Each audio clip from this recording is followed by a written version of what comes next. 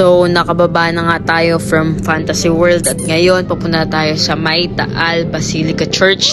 It was known as the largest church in Asia, kaya talaga sobrang laki niya mga tol. Naaalala ko nga nung nagbabike ako ay dito ako nadaan noon. 2021 yata yun, nakabike ako papuntang Fantasy World ng gabi. Nakakatakot, sobrang dilim at sobrang konti pa ng bahay noon. Pero ngayon nung nadaan ako ay sobrang dami ng bahay. Dito na nga pala tayo mga tol sa May Lemery, ayan, Municipal Government of Taal. Ang ganda ng munisipyo nila. Nung huli nga ako nadaan dito mga tol ay gabi, kaya hindi ko siya masyadong na-appreciate. Pero ngayon na maaga pa, may sikat ng araw, talaga nakita ko kung gaano siya kaganda, kung gaano siya kalaki. Yung facade niya nga mga tol ay talagang pag tumingala ka, malulula ka. Pasok mo nga ng simbahan ay parang may kakaiba kang mararamdaman. Sobrang tahimik, sobrang haba ng aisle, tapos may mga nag-rosary. Pero sa katagalan at kalumaan nga ng simbahan ay parang medyo creepy na rin yung pakaramdam dahil alam mo na may mga nakalibing sa may simbahan na yun. Mamaya nga ipapakita ko sa inyo yung mga nakalibing na mga prominenteng tao doon sa may simbahan.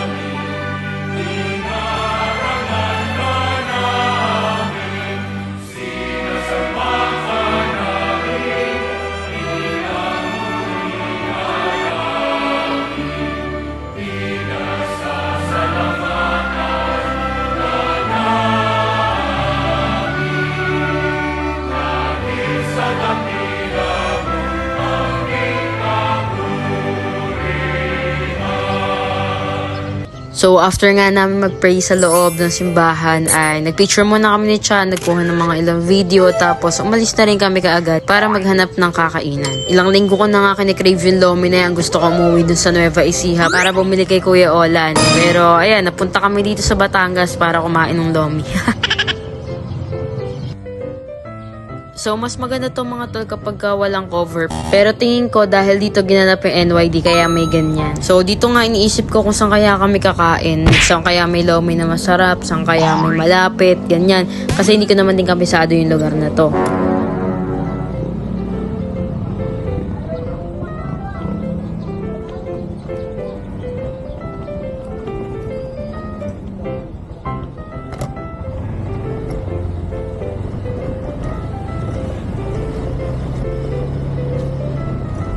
Pero buti na lang nga mga tol ay malapit lang dito. Merong Lomi Queen kami na nadaanan at dito na kami kumain. Hindi nga mahilig si Cha sa mga ganitong pagkain, sa mga malalaking noodles na ganyan. Kaya isa lang yung in-order namin. Tapos si Kuya dalawa pala yung nagawa kasi hindi niya raw naintindihan dahil masama yung pakiramdam niya. Pero hindi nga namin talaga siya mauubos kasi mahina lang naman kumain si Cha dahil tikim-tikim lang naman siya dyan sa may pagkain na ganyan. Kaya ang ginawa namin ay pinasobrahan lang namin yung bayad namin at binalik yung isa.